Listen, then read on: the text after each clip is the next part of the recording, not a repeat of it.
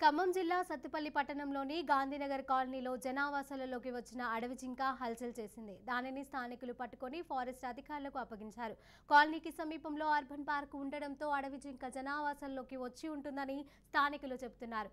జింకపై కుక్కల దాడి చేయడంతో అది బాగా గాయపడింది. అయితే 2 జింకల పార్క్ నుండి జనావాసాల్లోకి వచ్చాయని, అందులో ఒకదానిని పట్టుకొని ఫారెస్ట్ అధికారులకు అప్పగించినట్లుగా స్థానికులు తెలిపారు. గత కొంతకాలంగా అర్బన్ పార్క్ నుండి నిత్యం అడవి జింకలు బయటకు వచ్చి మృత్యువాత పడుతున్నాయి. పార్కుకు సమీపంలోని కాలనీలోకి వచ్చి జింకలపై వీధి కుక్కలు దాడి చేస్తున్నాయి. గత నెలలో వెంగళరావు నగర్లోని ఓ ఇంటి ఆవరణలో ఉన్న బావిలో పడి జింక మృతి చెందింది. ఆ ఘటన జరిగిన 2 రోజుల వ్యవధిలో ఓ ఇంటి గోడ దూకుతూ మరో జింక తీవ్రంగా గాయపడింది. వరుసగా అరుదైన అడవి జింకలు మృత్యువాత పడుతున్నాయి. అయినా కూడా స్థానిక ఫారెస్ట్ అధికారులు పట్టించుకోవడం లేదని స్థానికులు ఆగ్రహం వ్యక్తం చేస్తున్నారు. పార్కు నుండి అడవి జంతువులు బయటకు రాకుండా చర్యలు తీసుకోవాలని కోరారు.